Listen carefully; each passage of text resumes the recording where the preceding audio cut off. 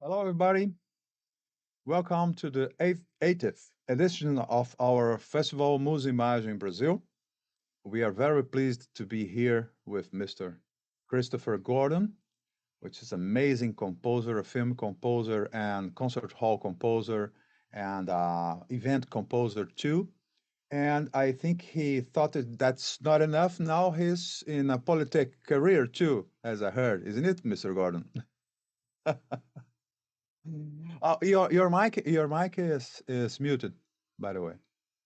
Of course, this is the modern problem, isn't it? Yes. Yeah. Hi, how are you? Yeah, cool. It's a great pleasure to receive you here. A fantastic composer.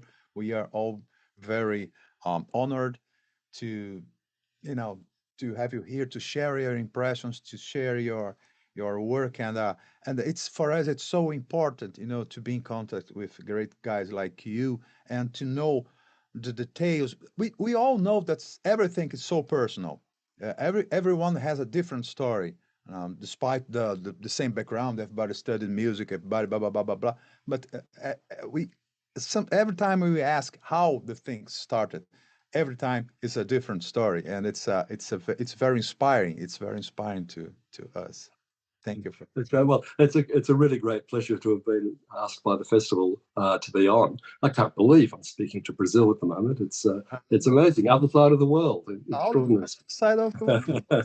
Yeah, Yeah, and all because of music. yes, that's all. That's all. Oh, Yeah, music united people. Music really united people. It's indeed. fantastic. And I would like to share with you guys that are listening to us here that our very good friend Gorka Oteza, which is a very good journalist, and he specialized in soundtracks for movies, and I think he shared a lot of things about music for games too. He told us that our festival is a unique festival in the Americas, North America, Central America, South America. There's nothing like our festival there. Um, and in the world, there's no festival completely conceived, created, organized by composers, And so Amazing. you can imagine how hard it was to us because we didn't have any experience making that. Marco Souza, who is our president and the guy who had this crazy idea, and he was very happy because he found another crazy guy to follow his crazy idea, and hopefully he had some experience in managing cultural events. A lot of experience, not some, a lot of experience, and was fundamental. That's an Well, extraordinary thing, and I believe it's your fourth festival, isn't it? It's the fourth time eight, you've done this. 80th, 80th, How many? Eight. Wow. 80th. Wow. Yes, yeah. Congratulations. Yeah. Not bad at all. Not bad at all. Not bad at all. We are amazed. We look at each other like we really did that 8 times. Yeah, we kind of like it. We kind of like it. Cool. Well, Christopher, I'd like you if you could share with us how it started. I mean, there's always a point when you start to get involved with music. There's a point that you say to yourself, "I want to do that. I want to be in this world." How was that to you? Yeah. When I was about roughly 10 years old, around about my 10th birthday, I went to a concert in a local hall. The Australian Boys Choir was singing. And I liked it so much that I wrote off and asked if I could join. And I was actually a little bit old to join, but I did manage to get in. And I was with them for, I can't remember, 3 years, 3.5 years. And of course, that was a great experience to actually be singing so much great music, right back from Palestrina and Vittoria, through Bach right up to Benjamin Britten. And Benjamin Wow. Britten was my first favourite composer, as Okay. a boy. And then, for some reason, who knows why, but at the age of 13, I just suddenly decided I'm going to be a composer, and I've never changed my mind ever since. Great. I've just been doing it ever since. Hopefully you didn't change your mind. Hopefully, very hopefully. And now I understand. I understand why you were so attached to catchy melodies, because you sang a lot, and I think it's we were talking about that melodies that can be sang are different. When you create a melody, you create usually on the piano, or you sing too. How is that? How Well, is I that think, creating? well, now I guess it's internal, but I think you're quite right that experience singing. I was a soprano. I had a Uh, very high voice. I could hit a top C oh, well. right up there. Really?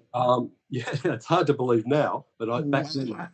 consequently, it meant that I got to sing melody a lot. Sure, sure. Within the harmony, I got to sing melody a lot, and I think you internalize that. It's actually a feeling. It's an Mhm, experience to mhm. actually feel that sense of the melody riding over all the other parts. And so consequently, I've never let go of that. I like it very much.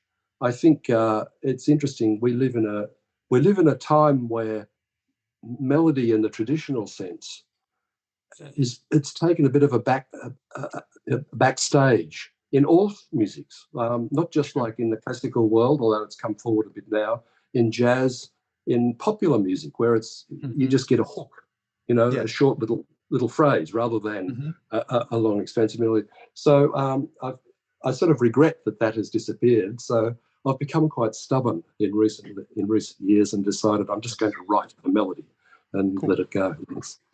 Hopefully, you're a part of this stubborn gang that keeps on writing melodies, because it makes a lot of sense what everything what you say, because in my opinion the music is sort of um, uh, it shows how the society works in a while in these days, and our society is so superficial and so immediative, say that the things that Not sure which word you mean. I'm not sure either. Well, when people just Oh, want immediate. results, immediate, that's it. Immediate. Okay. Yeah, Yes. yeah, yeah. Yes. And so Yes. I know. that's It's that's why. it, Oh well, that's why you just they have just hooks and not a long melody with development and stuff. Nobody, we have the impression that nobody cares much about that. To just consume music instead of enjoy it. It's different. The people are it's an interesting thing, and given that this is a film music festival, I could say that within film, I think one of the reasons that tunes have disappeared more is because they're very, very strong. And I think filmmakers don't always like to have that strength coming from the music. You know because what I mean? they compete. You think It's they like a compete? powerful personality, Mm, sitting over the top. And of course, there are many, many films where that's the perfect thing to do, sure. and people do it. But I think, generally speaking, there's been a sense of let's pull that back, let's pull that aspect back, Hmm. and go more for the undercurrent underneath the movie. Yes. And Yeah, textures and background stuff, textures and instead of driven melodies. yeah, Yeah, because yeah. the melody itself becomes a character, isn't it? A It string does, actually, like, yes, yes, yeah. another character. And they compete. I mean, maybe I don't know, maybe some directors don't like the competition of another character that they didn't invent that character. I don't know. We're talking about with our very, very good, great composer from United States, which was in our festival. Help me, please, Marcus. Uh, um, from LA, and then sorry, I'm becoming a lot of names in my head, and they don't talk to each other for a long time. And he said the same, exactly the same. That a lot of directors they put the music there because they have to, but if they wouldn't, if they could, you know, Yes, just yeah, yeah, they could yeah. just keep in. I mean, there are some films or shows that do allow you to do that. I mean, obviously, the recent Rings of Power, for example, Bear McCreary's um, score for that is very, very melodic. Mm-hmm. There's a lot of very strong tunes and so on in that, because the show allows it to happen. Okay. Well, let me ask you about you. So at the 13, you decide I'm gonna be a composer, but just compose, or you already thought about making music for films, or you started with music for concert hall or small samples? How was that? Yeah, well, it was always in the classical world, very Mhm. much, until I was about 17 or so, and then I discovered prog rock, bands like Genesis and King Crimson and so on. Fantastic. And yes, in fact, I'm wearing a Yes T-shirt. Yes. Oh, great, um, great. very powerful influence on me. But uh, in terms of film, look, when I was when I was starting out, I listened to composers like Prokofiev, Shostakovich, Aaron Copland, Vaughan Williams, in Australia, Peter Sculthorpe. All of them are very, very well known in the classical world. They also composed film scores, William Walton. And Mm. it's like there was no division in my mind at all. It was just like, it's another thing. Hopefully this year I'll write a symphony, and next year I'll write a concerto, and then I'll write a ballet, and I'll write a film score. And, there's no difference in my mind. The industry doesn't quite work like that. There's a bit of a division, but that's okay. Nevertheless, I've never seen myself as a film composer. I just see myself as a composer, Composer. and I love doing film. It's a fabulous thing to do. But I also do a lot of other things, and really, in my mind, there's still no real division. It's like I've just completed a ballet now. I've just been doing a ballet for the Australian Ballet Company. Mm-hmm. And if a film comes along, I'll very happily do that. And there's no division at all. Yeah. Cool.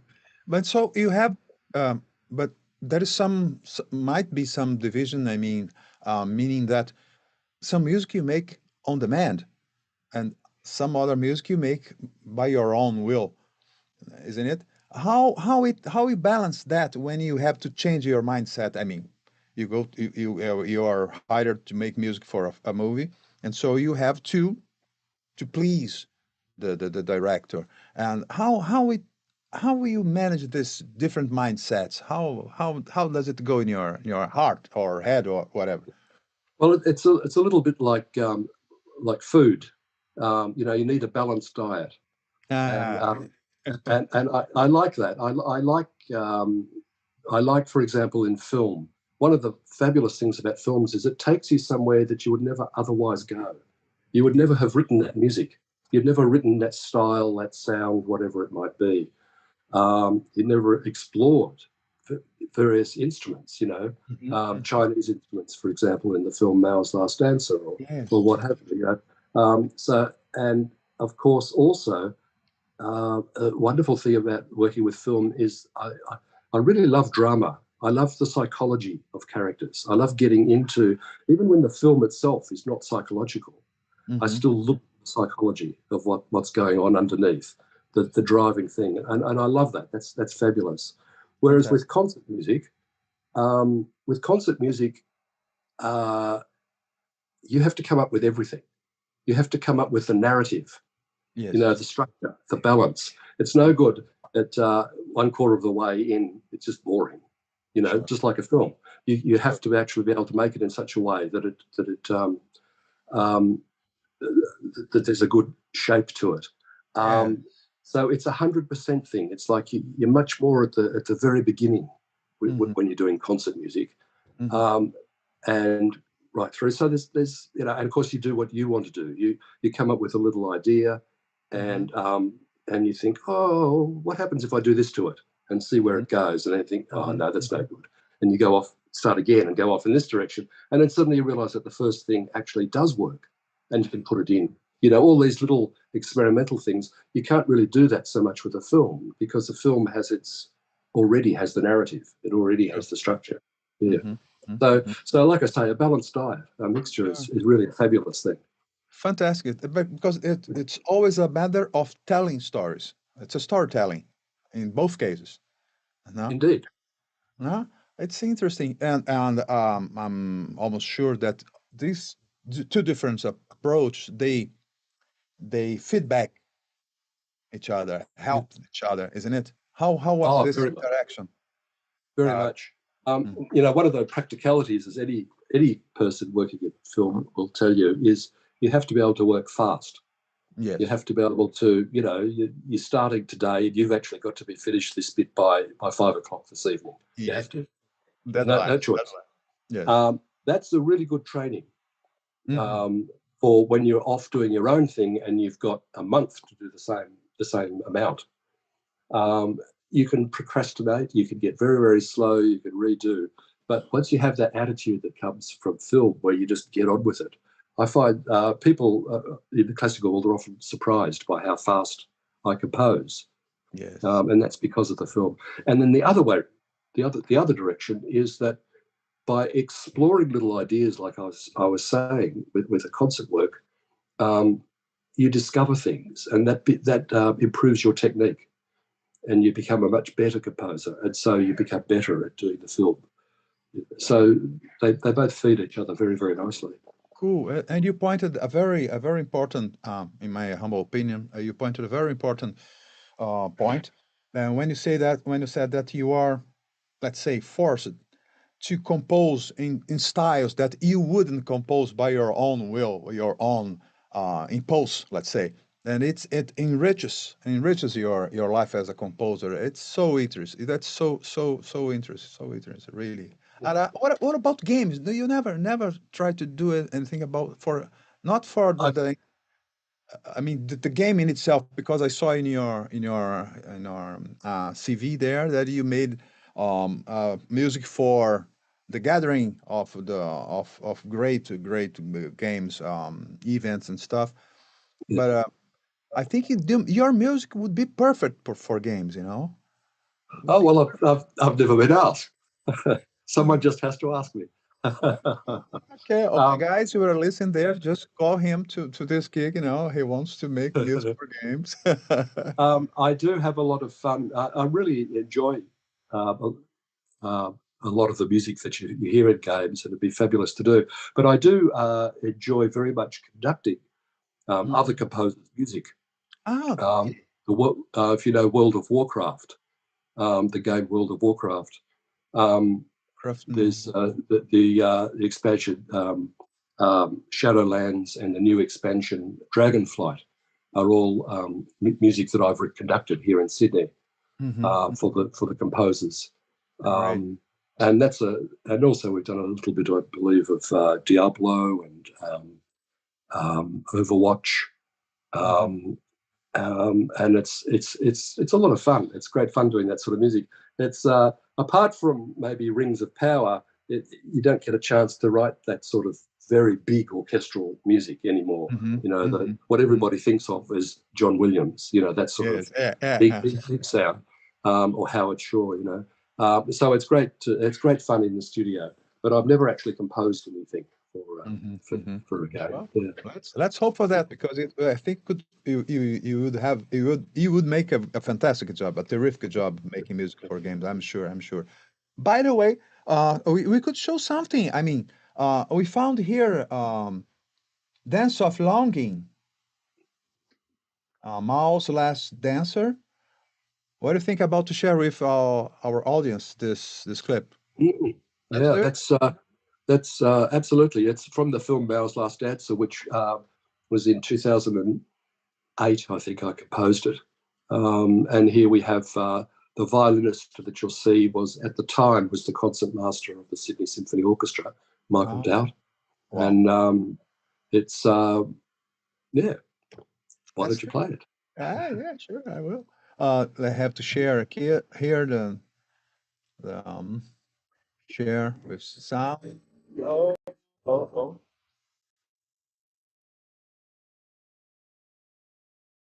You can see, guys. Can you see this? Can you see, Christoph? Oh, my. See, Okay. yes, I can see. I'm going Let's to see. mute myself. Okay. One more. One more. You were keep going. Oh. Yeah, that's what even more. Just one more. One more thing.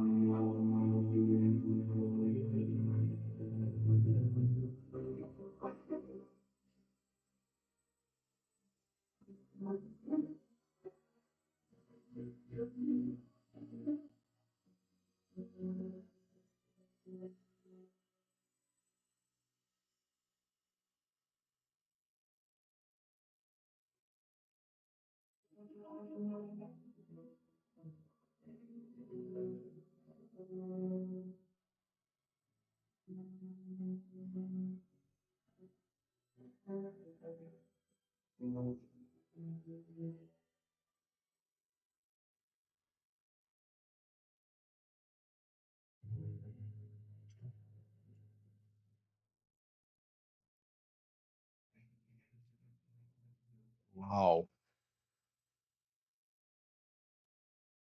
So beautiful. So beautiful. What a sound this concert master has. What a sound. Very, very. I was very, very lucky to have him. Yes, it's a beautiful, beautiful sound. And he makes it seems like easy, you know. He doesn't make face and stuff. It's no, just changing shirts and it's okay. Wow. That's right.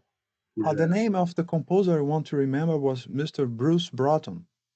Oh, right. Yes. Great Yes. guy. Yeah. We had Yeah. an amazing time with him here in Brazil. He came to Brazil to our festival. It was amazing, amazing person. Amazing person. Yeah. Yeah. Fabulous composer too. Fabulous. And he does Beautiful. have a lot of great concert hall music. Mhm. A very melody-driven person too. We're trying to make a resistance movement, you know, or a revolution, something like that. Wow, great, was beautiful. And I could hear some of the music you made to last dancer, mouse, let's mouse dancer, and that you did make your homework. I mean, searching for Oriental themes. You used the scales, the Chinese scales, and how was There are, yes. composing with a different system of how to organize melodies and like that. Yeah. How was that? Yeah. The composing part was quite easy. I found it just natural. Found that certainly here in Australia, we're much closer to Chinese and other Asian countries and their cultures. Hmm. We're much more aware of the sounds. So that presented no difficulty at all. I just composed like I normally composed, it just being in a style, if you like. Hmm. Um, what I had to be cautious about is we didn't have any in that particular clip, but elsewhere in the movie, I think there were 5 Chinese instruments, ethnic instruments, Hmm. the pipa, the ahu, the angqin, and so on, the dizi. Um, uh, and of course, I had to be able to make sure that I had to learn the basics of their technique Mm-hmm. in theory, just so that I could write for them very, very, very clearly. But that all came together very well. We recorded the orchestra alone, and then recorded each ethnic instrument alone, just to make sure that we balance them, because I had no idea, how loud they would be against the string position and so on. So that control. But yeah, that was a lot of fun. So there's other clips on my website, as well as that one that actually show the Chinese instruments. If anybody wants to go and have a look. Okay, let's try. I'm gonna find your in your website. On Not my the website. Okay, I'm gonna find you. Just found it. It's in concert music. No, it's albums Now, and if you go to that, soundtrack remember that list of videos, videos. Video, that we were on that page. chamber music, Berkeley's You go, choice, Demolor, if you go out of the well, out of the world. Okay, the well, yes, with the flute out player. of the mud. Sure. Sorry. No, out of the well. Ah, you have different outs. Yeah, that's right. 2 outs. But Out of the wealth. Where is it? Choral music crawl. Behind the I can't see scene. your page, so I can't help you. Oh, so no problem. Out of the well. Out of the well. You see the flute player? No, not yet. I think I did something wrong here. Christoper Gordon. Out of the well. Out of the well. Out of the well. I just found it. Yeah, with the flute player. Uh, just the music. I have just the music here. I don't have the image. Oh, well. Perhaps if anybody, maybe people could just go to the website and have a look if they like, or my YouTube channel. Mhm. They'll find that and a couple of other things if they want to have a look. Out of the mud. Out of. I'm sorry. I'm not finding it. Allure. Rehearsing Australian most. Out of the well. Just found it with the flute player. Yeah, Yes. just did. I'm gonna share. Well done. Share music, optimize for video clip. I will do this. Let's check if the sound is okay now. Just let's check if the sound's okay now. Just for a second. It's okay the sound for you, Christopher? That's good. Yes. Yes. And the image, Yes. they are clear too. Yes. Yes. Cool. So let's start again with the full screen now. It's okay for you guys from the technical side? Out of the well. Just found it, Alex. Thank you, my friend. Okay, well, let's hit it.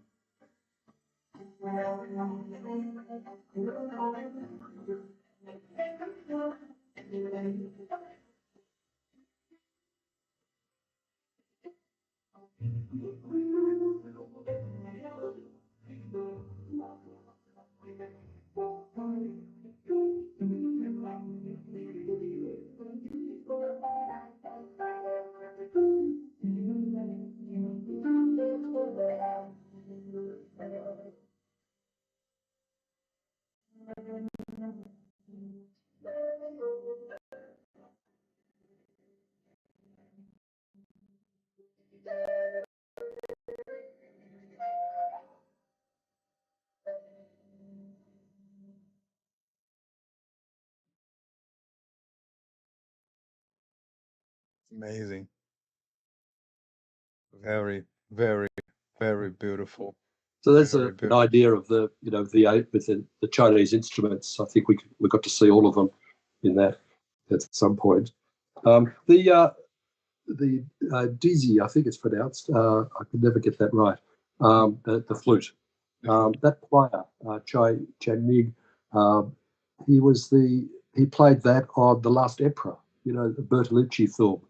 Naoki Sakamoto. So He was there the flute player on that, and he's in Sydney. I was about to ask about that, the tuning, how because sometimes the Oriental instruments, they are not in tune and with the orchestra and stuff like that. They have Well, different. that's an advantage of recording each instrument separately. Definitely. You can do a little bit of post production, just to bring that into place. You get it very close, of course, with the players, Sure. but then you can fine tune it afterwards. Yeah. Because they are not tempered instruments, isn't it? That's right. That's right. You tempered them a little bit. Yeah, a little bit. Yeah, just to bring it into the realm. Otherwise, it just sounds very strange if you don't do that. As you're pointing out, you've got two sets of tuning basically, or three sets of tuning, which is not a great idea. Yeah, but it's amazing what you can do in post production, just to bring that into line. Yeah, because some sounded that you recorded together, all together. It sounds very, very together. Was amazing job. But the guys did an incredible job. yeah. What about synthesizers? Didn't you have any I don't know idea? Wow, let's play with synthesizers because synthesizers to emulate orchestra, it's not so good because you have the orchestra already. But synthesizers to make different sounds that are not available in orchestra, never how you never thought of that, or just I don't know. I've actually done it just a little bit more than you might realize. I keep it very much in the background, and just here and there. Look, ultimately, I like working with musicians in terms of what I want to do. What I like doing. It's working with the musicians. That's the world I like. I do enjoy the whole synth side of things, but I get much more pleasure and I feel a greater depth of expression on the whole with live musicians. So I just use the synthesizers and samples very much in the background, just here and there. Okay, that's interesting because did you use that with the mouse dance? No. I think there was a place where we didn't have the guchang, which is like a koto. People know the Japanese instrument, the koto. Well, the Chinese version is the guchang. And we, for some reason, no, with the hands. But for some reason, we didn't have that somewhere. So I used a sample in one piece. Okay. Yeah, just that's saved me, Great. That's all. No genuine, synthesizer sounds. No genuine electronics. Yeah. Okay. Cool. Well, very, very, very beautiful. Well, in the same year, I composed another film called Daybreakers, which is a vampire movie, and that has electronics in it. Okay. So, it's just horses for courses, I guess. What? Horses for courses. You don't know Horses? that expression? No, I don't know that. That's an English expression, choosing the right horse for the right course. Ah, Horse as in racetrack. Horses that's for it. courses. Yes. Good one. Good one. And learning. Very, very, very, very good. Very good. Very good. Very good. Let's check if there's the question of the rest of the guys. Here we have. And how was your first experience with movies? And how was that? I mean, how you got into this world? You were asked to make the soundtrack for sure, but how was this adaptation to spot sessions and to receive parts of the movie and to get used with the history and um, starts to help to tell the history of the movie with your music. How was that? Was hard? Was easy? Was natural? How was that to you?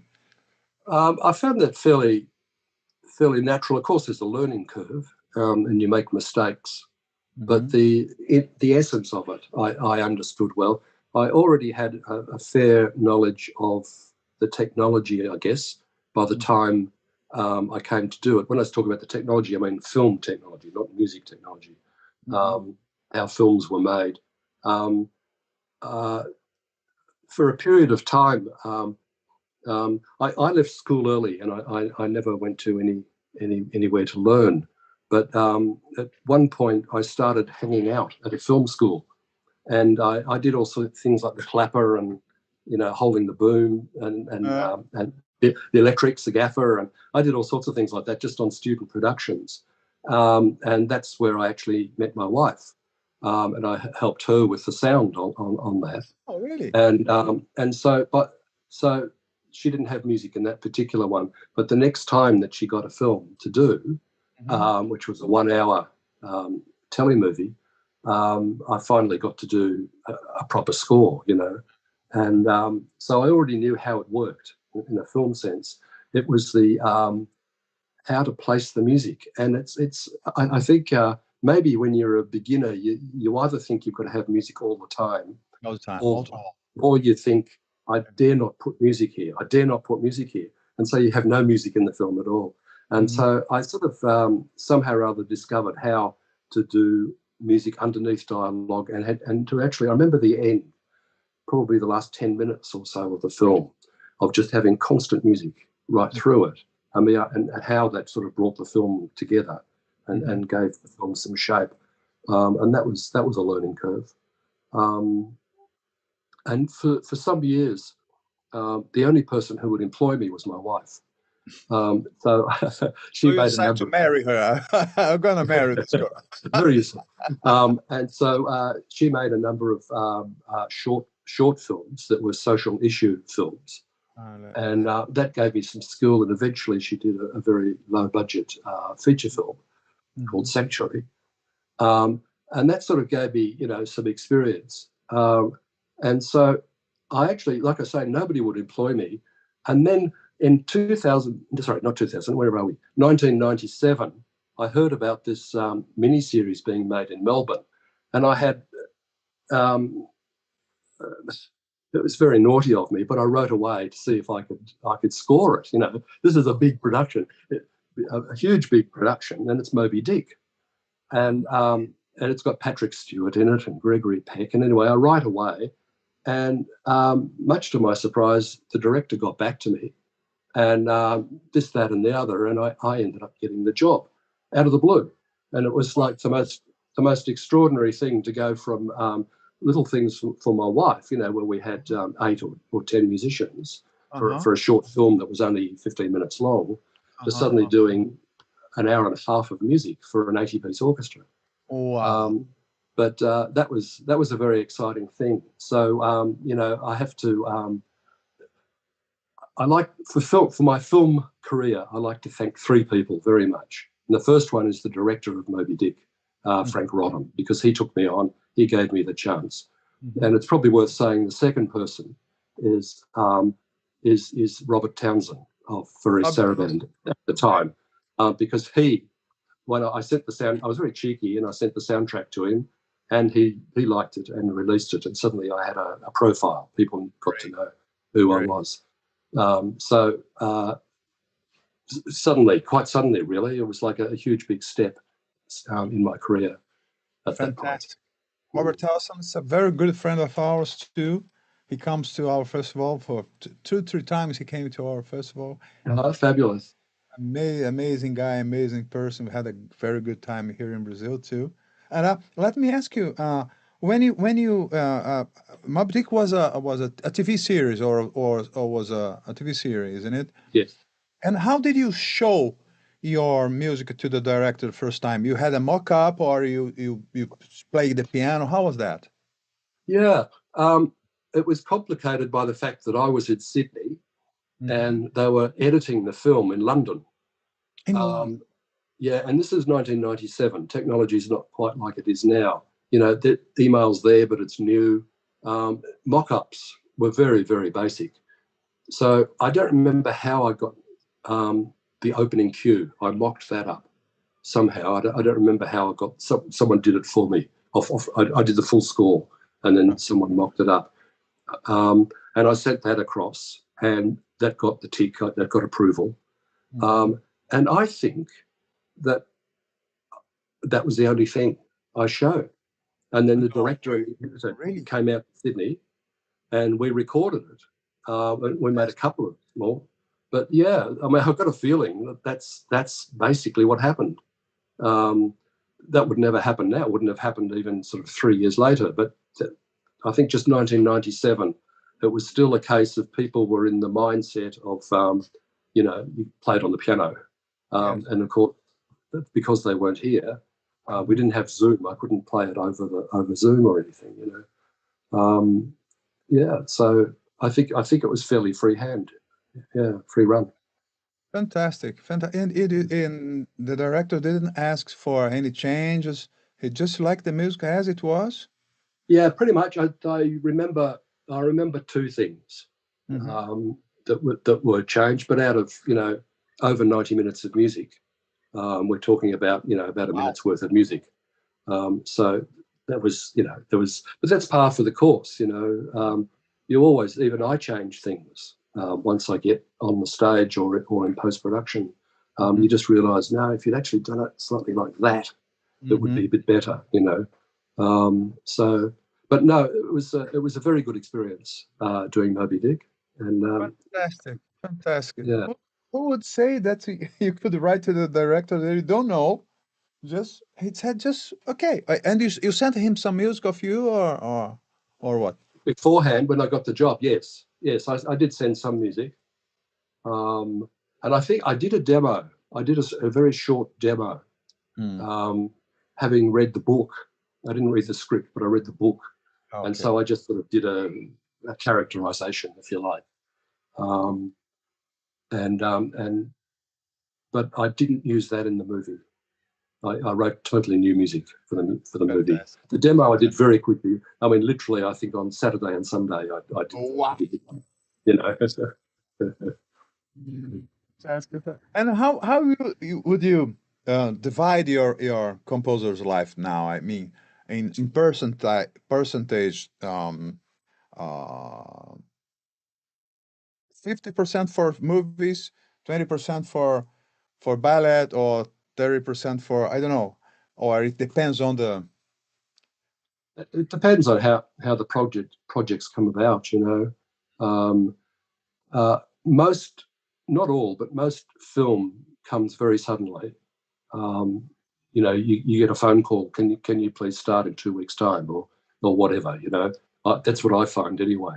So it's a bit unpredictable. I mean, I guess any job is like that, but something like a ballet, it's like I get a phone call in July, and the performance is in May next year. So there's a long lead time. It's very hard to answer that question. It varies from year to year. Yeah. But you don't have preference. You don't have preference. I mean, it's you'd like to have more jobs in music, in the films, or you'd like to have more jobs in the concert hall music, or you have some tendencies, or I think I it's a think tricky question. It's a tricky question it's to a answer. tricky question because you don't have complete control over it. I mean, you can always say no to jobs, but you've got to be talking with people in the first place.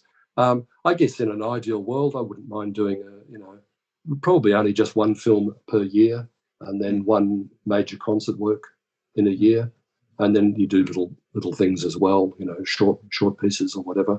Something along those lines would be very nice. But it's not really the way it's worked out.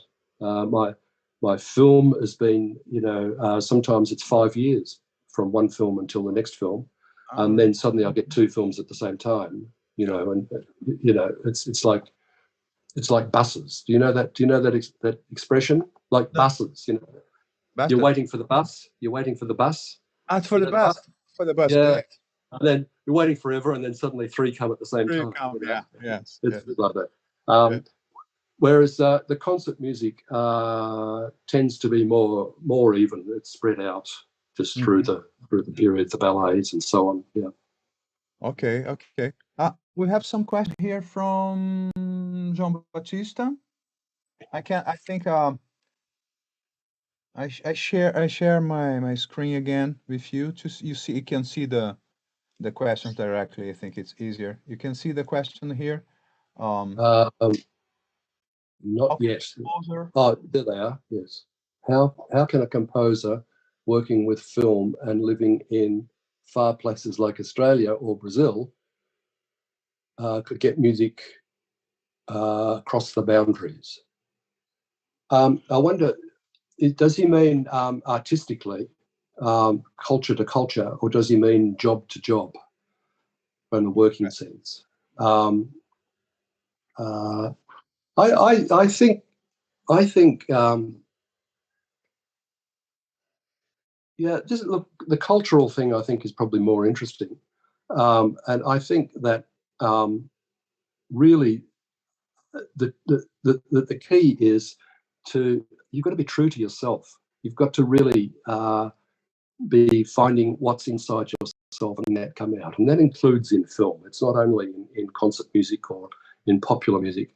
You really need to find what your voice is, what your sound is, and once you have that key, that internal foundation, you can then manipulate it to fit this situation or to fit that situation. But I think that's what people respond to, and I listen to a lot of music that's very different to what I compose, and I find that all sorts of cultures are of great interest and speak deeply to me. So I think it's a case of being true to oneself. Yes. Yeah. Cool. Our friend Alexei Gordian, which is a fantastic composer too, and a conductor here in Brazil, a very good friend of ours. He has this question too here for you, Mr. Gordon. How was it to get involved with politics, and why would you do such a thing? He was tired of Why? music. I'm tired of music. I don't want music anymore. Why indeed? I'm not involved in politics anymore. I finished that at the end of last year. I spent about 4 years on our local council, a suburban metropolitan council, which oversaw about 180,000 people, and I was one of the councillors there. The thing that motivated me was I got sick of screaming at the television and getting cross, with various things. I found that it was very. I just think it's just urgent that we do something about climate change, and the loss of biodiversity, treatment of refugees. Those sorts of issues are very, very important to me. On a local council, it's very, very focused. You can only really do something. But I thought it was worth, throwing my hat in the ring and trying to do what I could. And I was able to do some things in our area, like declare a climate emergency and go for net zero emissions in the area and so on and so on. I was able to bring in quite a few things that were very important to me. But after 4 years, and I might say that during those 4 years, I composed 3 film scores and a ballet score and a lot of short stuff. So it didn't stop me composing at all. But now I'm very happy being back only doing it. It was good to do. But I think that it might be consuming, isn't it? It can be. It's one of those jobs where if you have a spare moment, it will fill it in. You know, that you never get a spare time. But I found that if I worked on music in the morning, absolutely no politics in the morning, worked on music in the morning, I would get through a huge amount of stuff. Like I say, I did 3 films and a ballet. Wow. In that time, you know. Cool. Very cool. I think it's time to show something else. What do you think we can show? What's our next one? You wanted to show the Master and Commander. The Master and Commander. What? This might be a moment. Master and Commander. That's it. Here. Yeah. Shall I talk about that just for a moment? Sure. I will put it just ready to share. All right. Okay. And go share screen. It's okay. Please do talk about. Okay. All right. Well, that was a very interesting and in a way strange experience for me. A couple of years before, Ivor Davies, I don't know if you know the band Icehouse, if that's a well-known band in Brazil. They certainly had many hits around the world. Icehouse, an Australian band, and the leader of that was this Ivor Davies, who was the singer and songwriter, a very talented man. And he was asked to write a piece for the Millennium Eve, so going into 2000. The last half hour, 11:30 at night to 5 to midnight. It was all around the world.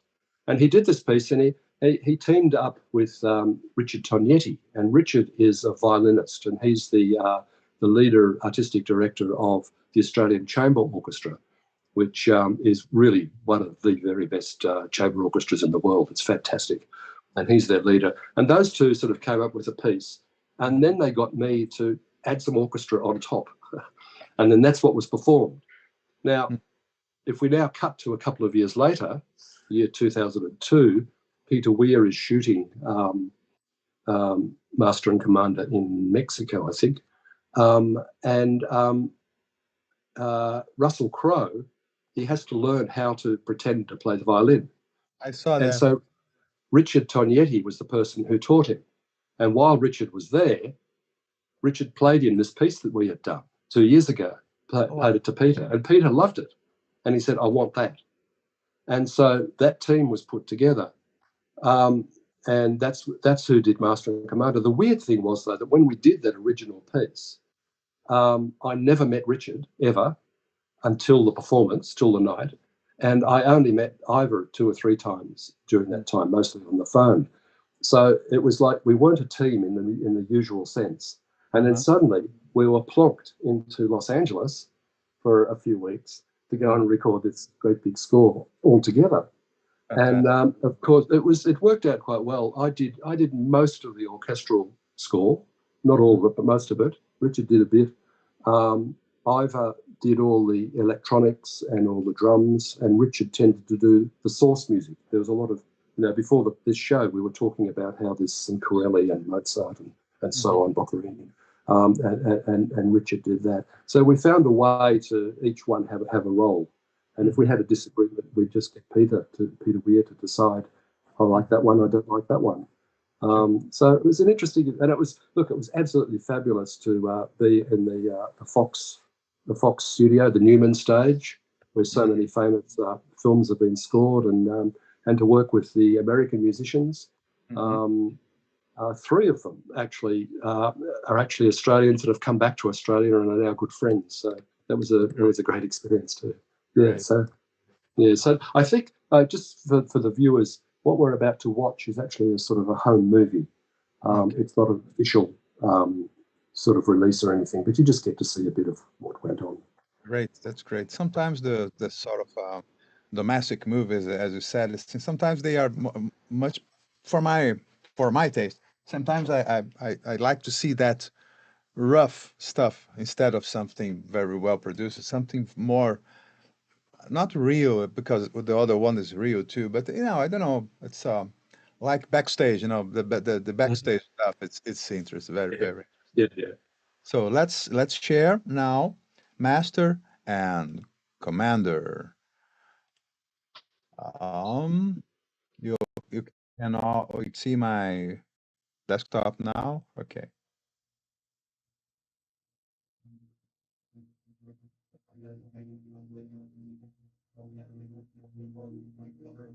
Oh, that's LA.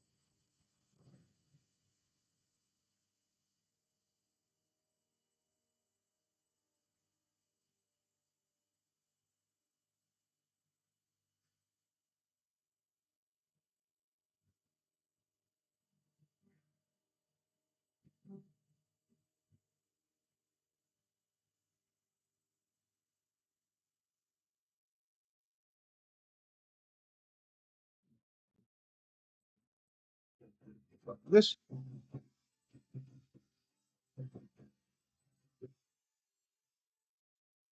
just a sec, because we are experiencing some problems. Do you hear well the sound? The sound's okay for you, Christopher? Yeah, I heard everything. Yes, that was all fine. Some people from the audience, they are experiencing sound problems. It's interesting. If let's see if we can fix it somehow. Just a second, we speak in Portuguese to the guys. Pessoal, o som não está bom, mas o Christopher escuta bem o som. Obviamente, eu escuto também. Quem está aqui vendo pelo Zoom escuta algum som ruim ou é só o pessoal que está recebendo a transmissão pelo YouTube que está escutando o som ruim?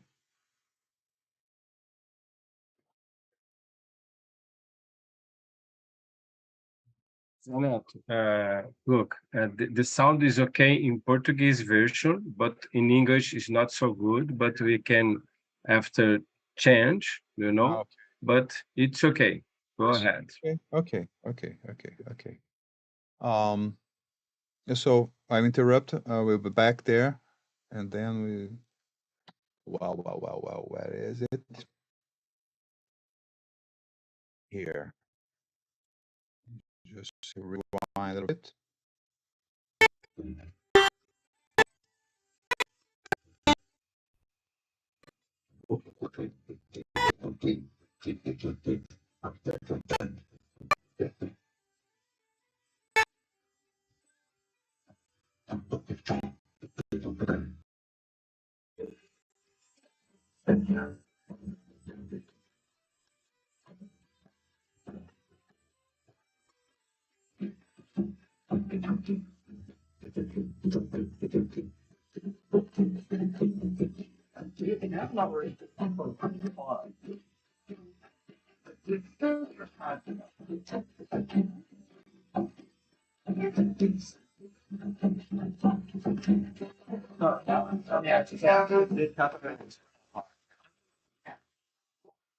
Cool, cool, cool.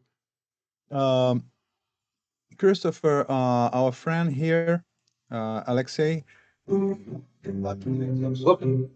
Okay, back. He's asking about your background as a musician.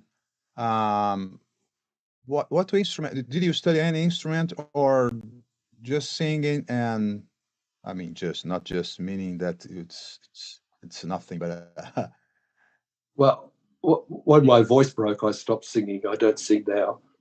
Not really. Look, I learnt piano a little bit, but I'm a pretty bad piano player. Really, I'm an expert with the pencil and with the mouse. fantastic. Yeah, it's I've never really. I just like composing, so I've always spent my time doing that rather than playing. But I play a bit at home. But You compose it straight to the paper or to the computer. You just compose. You put the notes there. You don't play in the piano how it is. not really. I mean, obviously, there's a lot of advantage to just improvising, to just playing around on the piano and seeing what comes up, to discover sort of what sort of harmonic language you want to use. But once I've got some sort of very basic idea, I just This meeting is being recorded. First to paper for a period of time, into notebooks, and then I go straight to full score, which I do on the computer. I use the Dorico software, if you know Dorico. It's really fantastic, really fabulous software. And I have here, I don't know if I can do this. Yes. But you can, oops, I've got the angles back to front. I'll get it in a sec. Yeah, we can see. So you can see how I could get a whole big page there. Cool. For some reason, everything's backwards. So, and there's another screen there. So you get it here. I can type straight to the in full screen. But the composition, you study orchestrations kind of things. No, composition, you I'm study entirely orchestrations kind of things. I left school early. No, I had a. I won't go into details, but I had a rather left school difficult period during my 20s. I had a. I won't go into details, but I had a rather difficult really period during my 20s. And I just studied by reading books, so really and listening, and in the end, reading studied by reading behind me. I've got a big library and listening and scores. Which I've studied scores. You see behind me, I've got a library of osmosis, I think is the right word, which I've studied. Absorb it. It's just osmosis, I think is the right word. You just sort of absorb production it. is amazing. In my humble opinion, the quality of your production is nice. The sophistication. And I like and the craft. I recognize the sophistication, self-thought, and wow. Yeah. Well, And I've the always, craft, I've set the bar your very. self-thought. You know, we were talking about Bach before we started this video. You know, we were talking about Bach before when we look at the quality of composers like that. You know, or in day, you know, when we look at the quality of composers like that, Muli or so on, or in modern day, you know, Musimagem, like these are really great composers. So on. There's just so much to absorb and Musimagem, and so I'm always great composer. Looking at them, so much to absorb to reach some sort of standard, and so I'm always looking at them and to reach some sort of standard. Conducting. Yeah, Wow. yes, indeed. You That was a thought slower process because Wow. I was very, very basic for a few years. It was But a in slower recent process because I was very, very basic for a few years, but in recent years, I guess I've just had a lot of experience just doing it there. First of all, mostly conducting either my own compositions, or 20 years ago, I used to orchestrate for other composers, and then I conduct those scores. I got quite a bit of experience. Yeah, and, yeah, you gradually build the experience over time. Yeah. Wow. Wow, wow. That's well. I like to say, he says, this way you were able to see all the instrumentation. Yeah, uh, amazing. I don't know if you are running out of time, please, Marcus. Um, do you have how much time we still have left? 30 minutes, Some new 30 ones. minutes. I think we have something. Yes, I see, I can you have a lot of fun with your life, and it's so inspiring. It's so good, and that's why we choose the the profession. It's to have fun. Absolutely. And say that because it's ready for to something that what's in your opinion, what's the biggest Uh, oh dear. Coming up with the basic idea, the basic language that you're going to do. I find that the hardest thing. That's creatively. Uh, I think also, you know, some people are very good at networking, at meeting other people, and so on. That's a real skill that you need to have, whatever genre of music you have. That's right. You're right. You need to be able to meet and connect with people. That's very, very, very important. And for some people, that's very, very hard. For other people, it's very, very easy. But I think either way, it needs to be done. Creatively, I think it's just coming up with a very basic idea. I find that once I've got some basic idea that I think, well, that's interesting, I can then develop it left, right, centre. It doesn't matter. You can go all over the place. Film. That's with concert music. It doesn't matter. With film, that's with music. It doesn't matter which. With film, I probably spend more time trying to get the theme, either the tunes or the harmonic language or instrumentation, getting that whole world. I spend more time doing that really than I do actually writing the score. I find once you get that core, the score is you can go very, very fast. Okay. Yes, because you find you find the as I said, the core, the heart of the drive of the composition, and the rest, a consequence, a natural consequence. Let's say. That's right. Yes. Great, great. And if you had something to say to a composer who's starting right now, he's a young guy or girl who's starting, and what would you say to him or her? A word of wisdom. It's hard to say just one thing. I've already mentioned the importance of networking, so I won't repeat that, but I would say that. I think also creatively, it's really important that you listen and explore to more music than you actually like, or more music than you're interested in. I find that very, very useful. Sometimes when I hear a piece of music and think, oh, I don't like that, I always question why I don't like it. Why is it me that doesn't like it? Rather than just criticizing the piece of music. What is it that I don't like? Why? Am I being biased? Is it like I just don't like something? And I find that over a period of time, I get a growth inside me, a much broader view of music, which is particularly in film is very useful because it's amazing how you can suddenly find yourself writing some silly 1950s electric organ pop tune, out of the blue, which you'd never think of doing.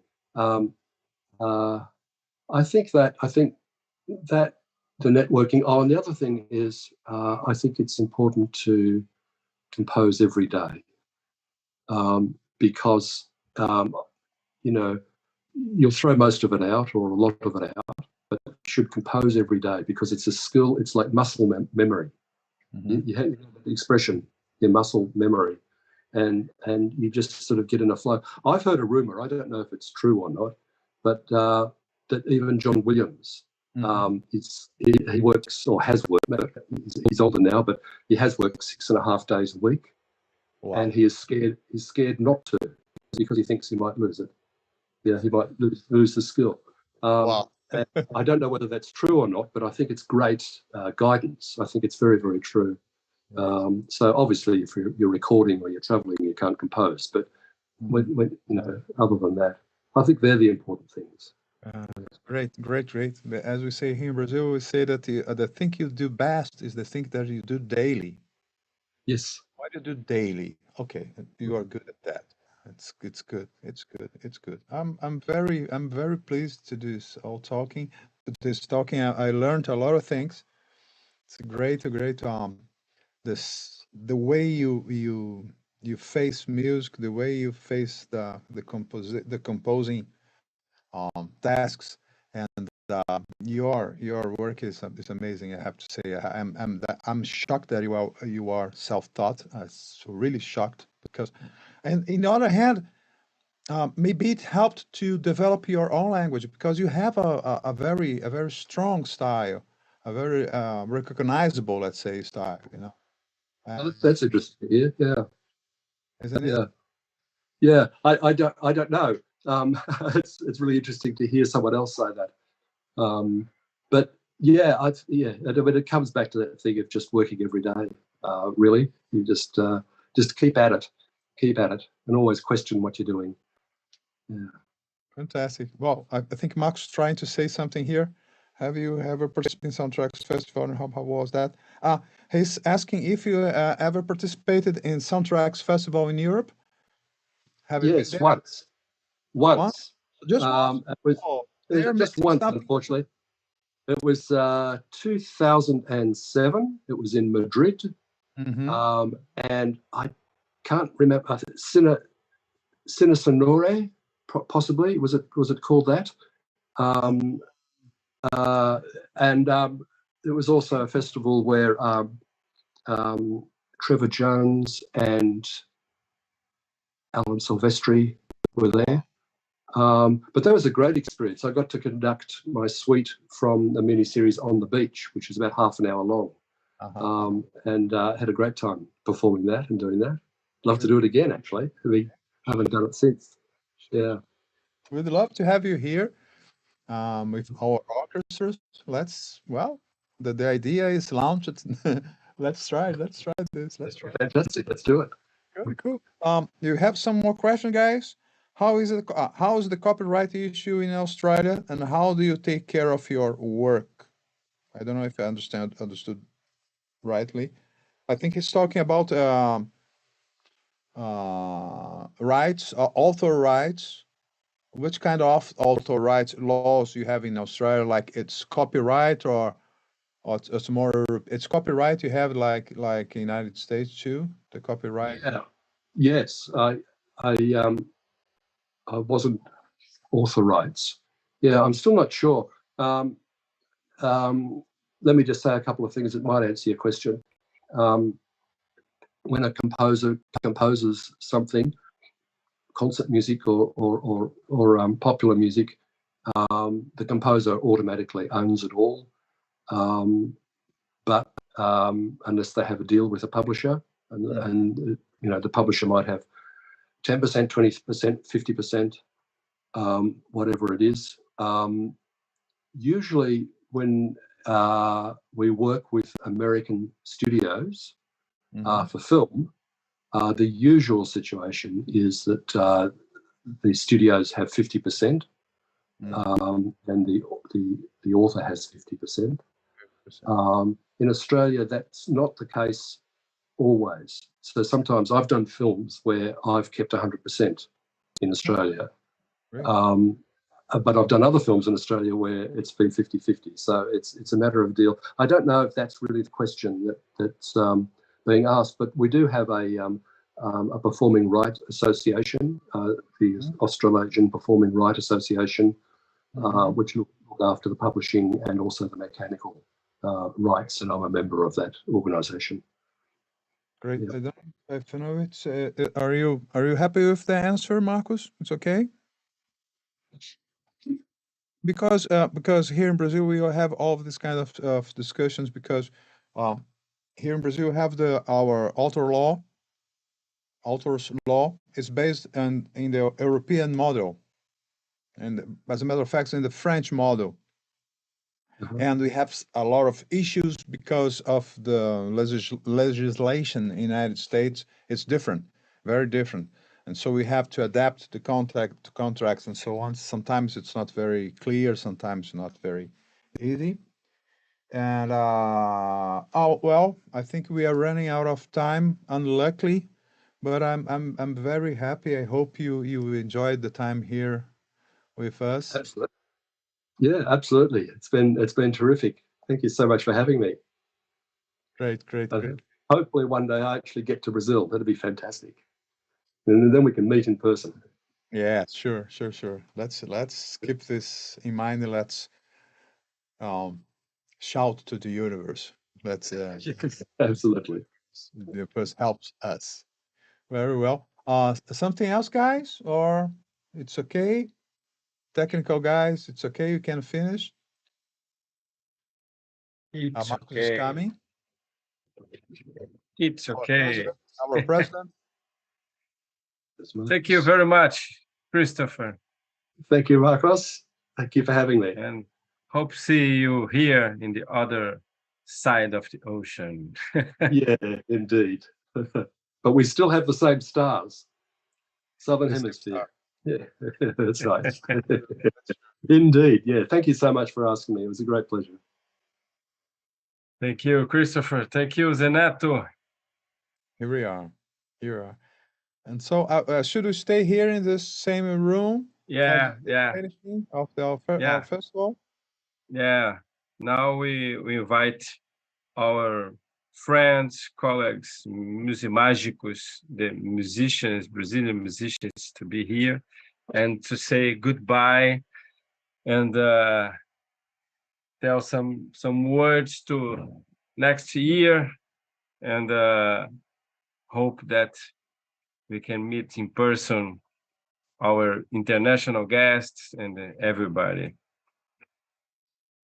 Come on, Musimagicos.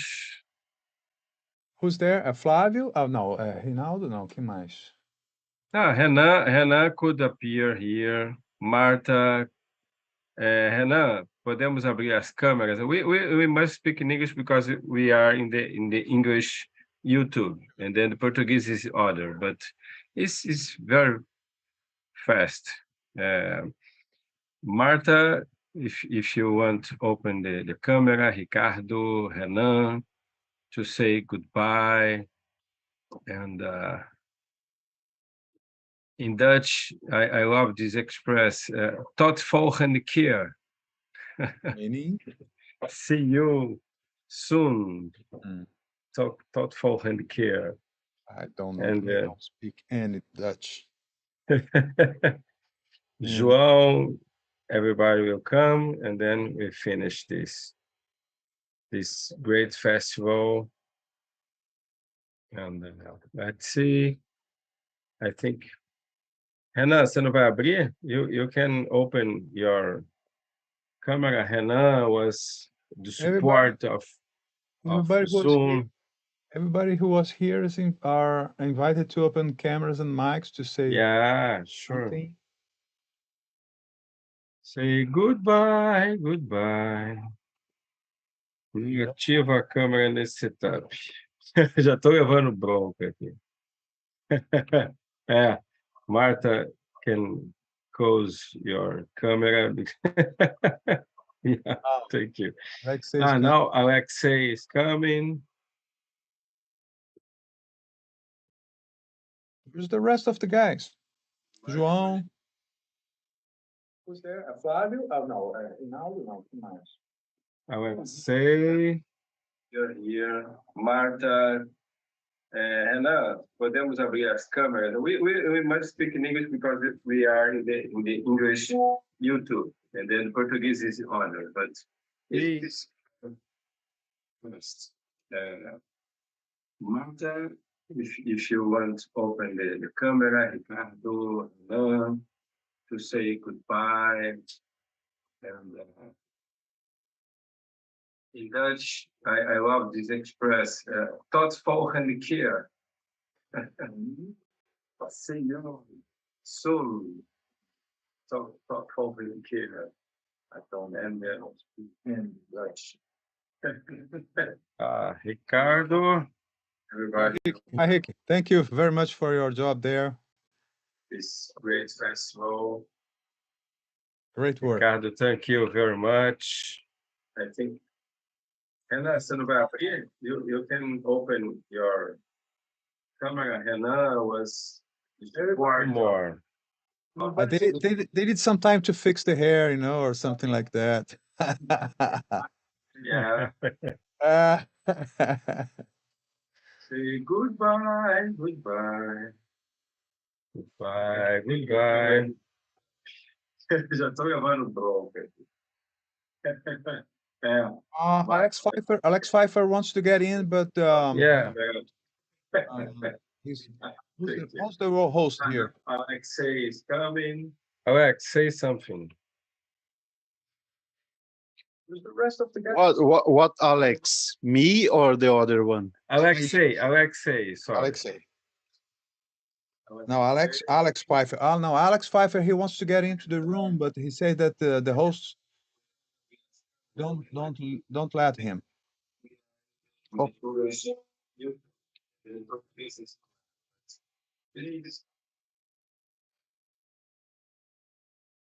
So, Alex here, Alexei, João, I don't know, and then we can say goodbye. Ricardo, we are talking here and we can see Ricardo doing the translation. It's amazing.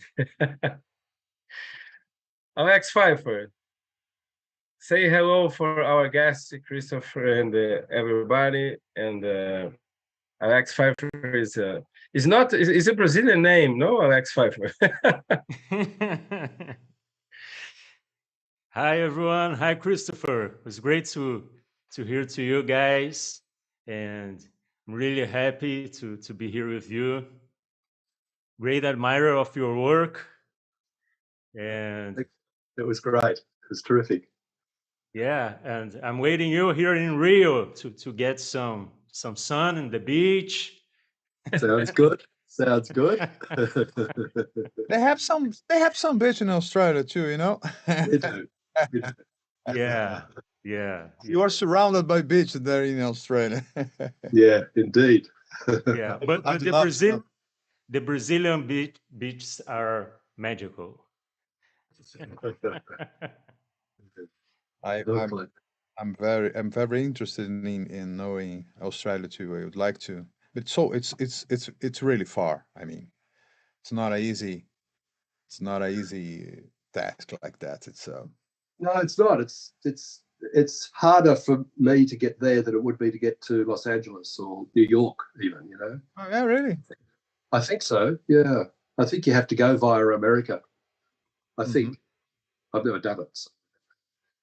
Yeah. Anyway, could I just say, congrats, guys. It's an amazing thing that you're doing. It's really fantastic, and I believe it's 8 years of it now. But I think these sort of events are really important. To bring people together. Great to meet people, and also to give the audiences a chance, the people who like film music and so on, a chance to hear about it and hear the music and so on. So, congratulations. Fantastic program. Great. There is some association of composers in Australia or not? Composer of soundtracks, no? Yes, the Australian Guild of Screen Composers, AGSC.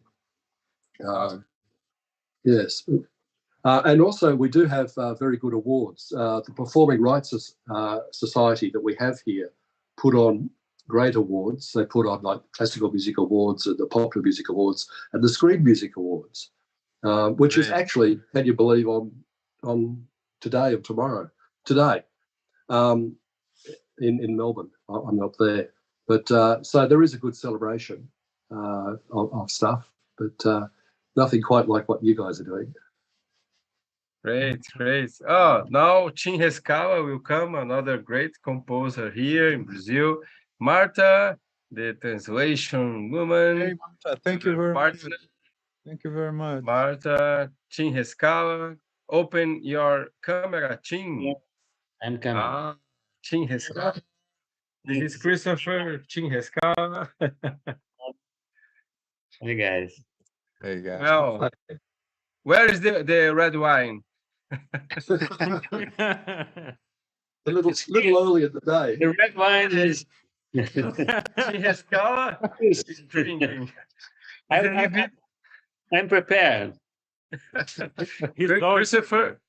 Christoper will drink a coffee, no? Because it's the morning in Australia. I have my pot. João Batista, our Minister of Foreign. Come on, João Batista, say something.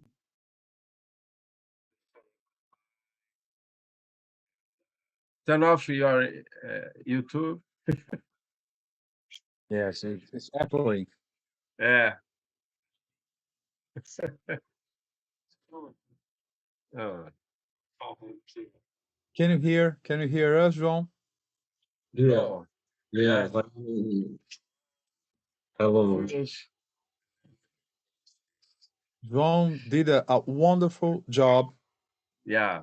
international job, contacting people. Just like Christoper contacted the director of his first movie, just like that. Just call the guy and everything worked. João does a job like that. Just call the people and they accept. Thank you, João. Thank you very much. Thank you, everybody. Our Well- minute. Goodbye. So let's go. Let's go. See you next time, guys. Thank you. See you Bye. 2023. We'll finish the Festival Musimagem. Thank you, everybody. And Thank you. goodbye. Thank you, brother. Bye-bye. Yes, thank you. Thank you. Bye bye. See you next year. Next year.